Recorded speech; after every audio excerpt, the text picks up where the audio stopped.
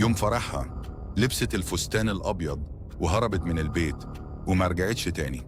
العريس اتجنن والعيلة قلبت الدنيا تداور عليها، لكن لما لقوها كل الناس سكتت. عارف ليه؟ علشان البنت كانت في حضن الشخص اللي المفروض يربيها، مش يعيش معاها في الحرام. ليلة الفرح كان كل شيء جاهز، الفستان الأبيض، الزينة، الكوشة والمعازيم. الكل بيضحك، بيغني، بيحضر للحظة اللي الكل استناها. العريس شاب بسيط ابن ناس، حلم عمره إنه يتجوز بنت يحبها وتبدأ معاه من الصفر. والعروسة جميلة مؤدبة، محدش عمره شاف منها حاجة وحشة، بس كانت مخبيه حاجة محدش كان يتخيلها. الساعة 9 المفروض الزفة تبدأ، بس العروسة مش موجودة. العريس بيتوتر، أمها بتصرخ، أبوها مرعوب. دقيقة ورا دقيقة وعدة 3 ساعات، مفيش أثر. في كاميرات، في شهود، في أسئلة كتير، بس مفيش إجابة.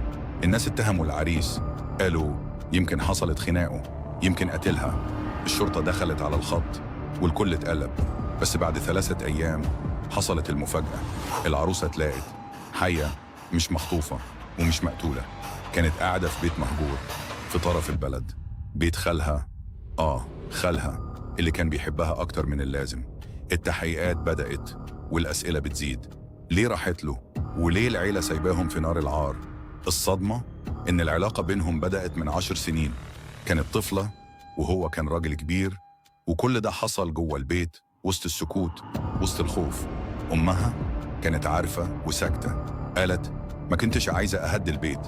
العروسة قالت في التحقيق أنا حبيته وكنت هموت لو اتجوزت غيره. هددني، قال هينشر صور ويفضح كل حاجة، بس أنا كنت موافقة، كنت بختاره بإرادتي.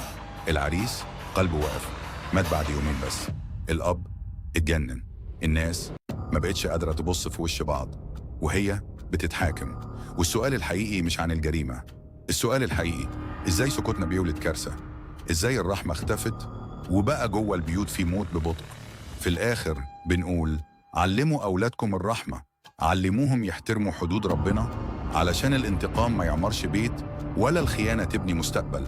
واعرف اللي يسامح في حقه ربنا بيغفر له وبيعوضه، بس اللي يسكت عن الغلط بيساعده يكبر لحد ما يدفنه.